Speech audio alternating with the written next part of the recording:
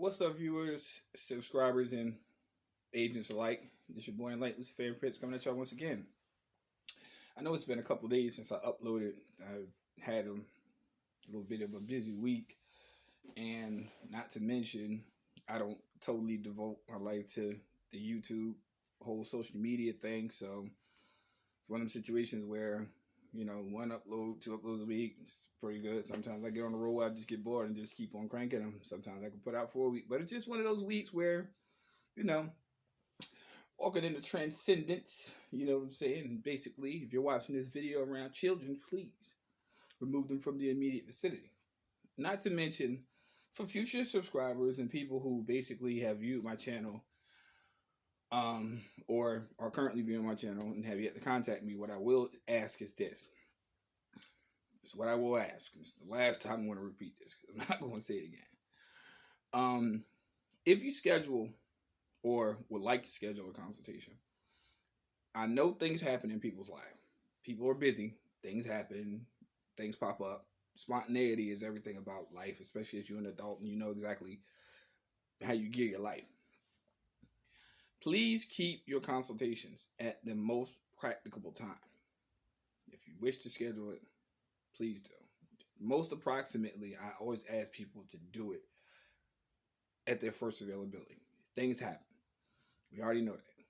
Stuff happens. But to keep a healthy business relationship with my subscribers, I always ask people to do it at a time when I have your undivided attention. So that means if you work, don't call me until after you're finished working. That means if you work early in the day, wait till the weekend. That would make the most sense because that's the time when you're off. If you work throughout the week and you get off early within the time frame of what we call the 9 to 5, that's cool. Just make sure that if it's scheduled for that particular day, you take care of it, get it out the way. It is what it is. Just courteousness, that's all. No harm, no foul. Anyway, on to the topic at hand. I wanted to talk about one particular instance where I think that a lot of people, I should say, especially of the melanated community, have either been ill-informed or underinformed. However, I believe it's a vital part of history, especially in a culture like today where they're basically trying to delineate from historical occurrences, where they're trying to basically say, well, we're not going to teach this to them. We're not going to teach this to these particular people. It's up to us to educate ourselves. It's not up to nobody to determine. You can make all the laws in the fucking world you want for you to think what you're going to teach somebody, but you ain't the be all end all. You've been teaching motherfuckers bullshit for hundreds of years. So, if you ain't woke up now, how the fuck do people still find this shit such a mystery? So, I want to talk about one particular occurrence historically, and we're going to talk about the Gullah Wars.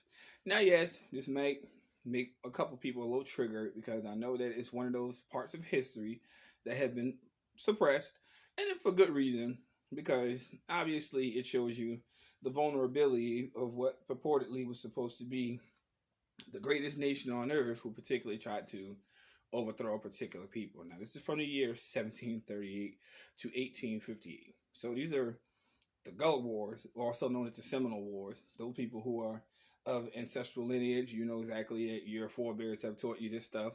So you didn't have to listen to the European concept of what actually was them getting their ass whooped. So 1865 didn't do shit because these people were already on a grind. You see what I'm saying? But the Gullah won 3 wars, also known as the Seminoles.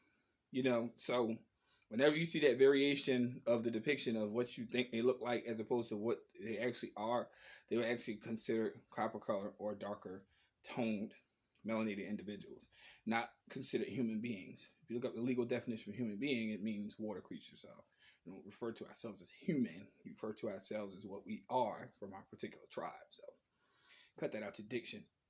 But anyway, let's talk about the victories. The Gullah won 3 wars against the United States in the 1800s. What happened was the U.S. declared itself independent in 1776. That's when the states went from being colonies of Britain to becoming the United States of America, which is nothing more than a privatized corporation. We already know that. It already had the 13 colonies or 13 states but were hungry for more. Problem was, Spain owned Florida and wasn't about to give it up so easy, which is called the Viceroyalty of Spain, which is, you know, you know. They put the word out if black folk made their way to Florida from their little country, they'd be free from slavery. Spain wasn't being righteous. They figured black folk would just be their bodyguards. However, Florida was nothing but swamps, mosquitoes. Anybody that's ever been there or traveled know particularly alligators are just as common as birds, period. And folks were catching malaria out there. It was hard living, but the Gullah who would run away there preferred that than plantations. And they made the land livable, started families, and intermingled cultures with Native Americans, which were also considered the indigenous other tribes, or the what we call the lost tribes. But white folks call them Seminoles, which means, according to them, they particularly described them as wild and untamed. The more melanated ones are called black Seminoles. This is a European variation of the actual plain words and diction. Note, runaway slaves who established their own land and communities were known as Maroons, hence the color. They were self-emancipated, meaning they freed them damn selves.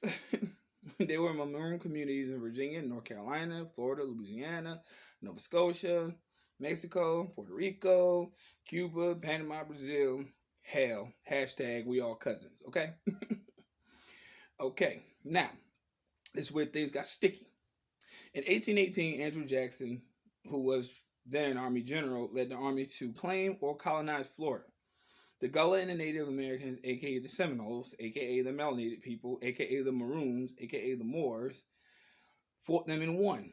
About 200 Seminoles, according to Rosalind Howard's book, Black Seminoles in Bahamas, dipped in from Florida to Andros Island in the Bahamas between 1821 and 1837. They didn't want to risk being enslaved again. So, 1836, engraving by D.F. Blanchard, an Army general in 1826, wrote about black Seminoles in Florida. We found Negroes, which is a term that totally wasn't ascribed at that time.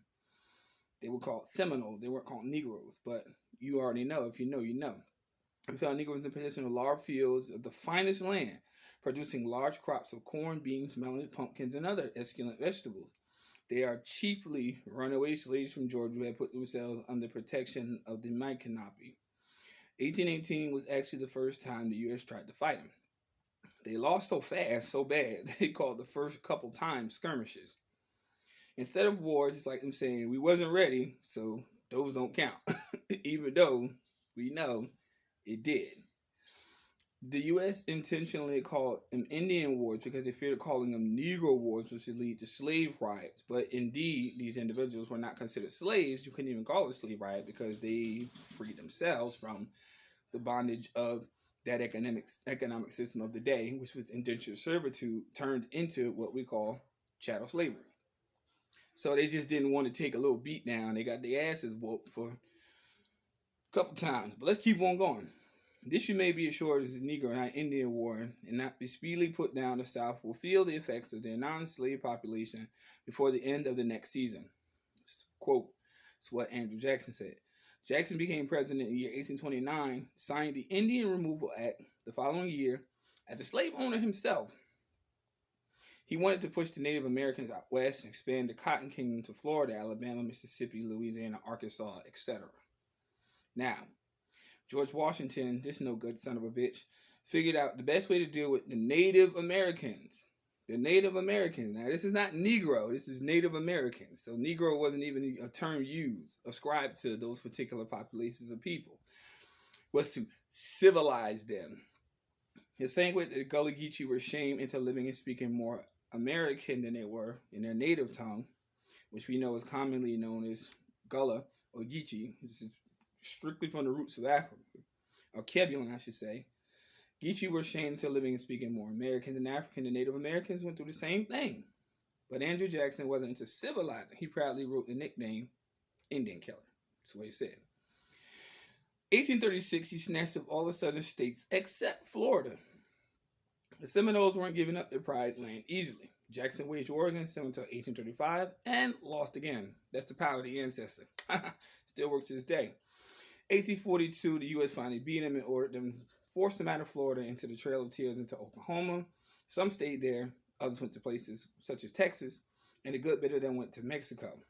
Hashtag, we're all cousins. In 1845, Florida became the 27th state to join the USA. Go figure.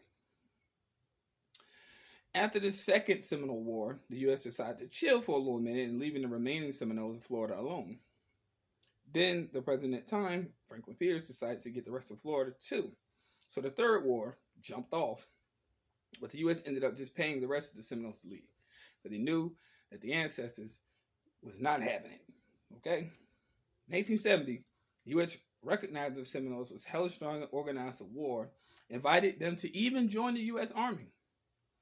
They were called the Seminole Negro Indian Scouts, which we already know, take the word Negro off, put Seminole on it, you know those are the natural land inhabitants at that time.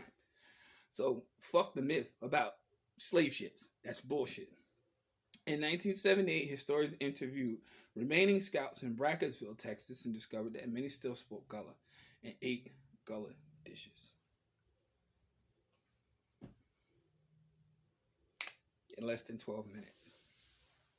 So guess what? We're going to put it in street terms. Guess what the Seminoles did? They told them, swallow that dick hole. They sent them to the depths of hell. You know what I'm saying? So that whole idea that was taught in the public school system, which literally consisted of nothing more than trauma-based photography and whitewashed particular literature, which basically started it off from 1865 until the present, is all just fabricated bullshit. Now, I know a lot of people might disagree with me, and I don't care. But seniority has no place being put to the back burner when it is what happened first that's most important into what has been taught later. That ain't important. That was just the remaining individuals who basically didn't have self-determination to say, you know what? Fuck this plantation, kiss my ass. That was the remnant of slavery, which is what they renamed Reconstruction. That part. So now you have to understand that, yes, you've been bankrupt in the public pool system. And particularly, it's one of the simple things that you have to realize in order for you to understand, you have to remember the days of old. Because guess what? In what we call, quote unquote, the terms of the ancestors, mama didn't raise no fool, we wasn't no bitches. You see what I'm saying?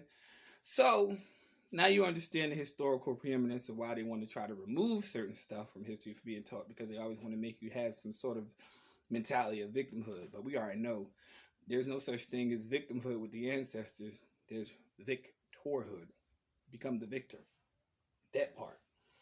You know, just like right now, currently I'm watching Vikings. Well, they love to just put their history out there like they just ran the whole fucking world. Once it comes to the minute of self-determination where you actually assert yourself enough for a fact that your ancestors were actually more victorious than them, here's a problem. That's the illusion of supremacy. There's no such thing as supremacy. May the victor be the spoils. It's an illusion. Simple. I don't care who don't like it. I don't give a fuck. Let the history speak for itself. So, before you were classified as a Negro or a black, they often attributed what you know as tribes. Not nationality, not a status, a tribe, which is something that could be attributed to not only the ancestry, but the land to which you were birthed. That's the doctrine of nativity, according to the ancestors. Straight. So we didn't call ourselves by surnames or last names or titles. You were attributed to your tribe. Shout out to, quote unquote, the lost of Israel. Straight. You already know who you are. You just keep calling yourself the right or wrong fucking name. Now you understand why, quote unquote, Malcolm X said, it's not what you call me, it's what I answer to. So you can call me all the offensive names you want, but particularly, I don't ascribe to that.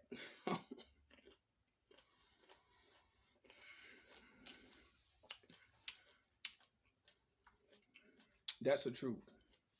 It's a truth that's not being taught, but totally trying to be removed because, again, your adversary comes to steal, kill, and destroy. Not just anything. Sometimes you have to understand that your moral ways and your tribal ways are those things that are being destroyed too. I tell a lot of melanated individuals, if your history was not so important, why is it making millions upon millions of dollars in a museum that you don't own? But at the same token, in your own native land, they're telling you you ain't done nothing. We haven't because it's all in museums. Yeah, that part. So of course, it would be easy for someone to say that, but the fact still remains proven that this is not something that's attributed to you. That part. See, when they attribute to your nativity, your ancestry, that's where the falsification of the dolls roll came. Because one thing we know for sure and two things for certain, native title has never been extinguished from this land. Never. It's been hidden, but it has never been removed. Do a little bit, dig deep in research, you'll figure it out for yourself. You know? You'll start to see how everything starts to fall in place. I hate it so much when I look at social media posts and everything. Why do they hate us so much? They don't hate you, which is the simple fact of the matter, they know who you are, which is an ingrained hate that's been passed down from generation to generation. I mean, this is one of the topics that particularly, they know for a fact, they ain't got no fade off of the straightener. So, endure it. It is what it is. Just know who you are. Stop letting people dictate who you are, what you are, and become actualized within your own proper respects. Stop letting somebody else tell you a myth, and you go by the myth. And why you think there's no result in a myth? Because it's totally based upon fabrication. Less than 18 minutes. So, people, valuable lesson in history. This is what took place historically. So, let us remove the whole myth of the victimhood. Oh, he's running for plantation. You already had the stuff. You had more than you ever know. Still do. Some of y'all gotta do some real historical research and find that out. Because trust me, ain't nobody gonna hand it to you. But if it's not attributed to the person who took it away from you, then they can't obviously have it. Unless, of course, you don't claim it. You acquiesce to that particular force. Face the size of a mustard seed. Move mountains. Peace, light, love. Y'all take care. Stay tuned for the next upload. Agent.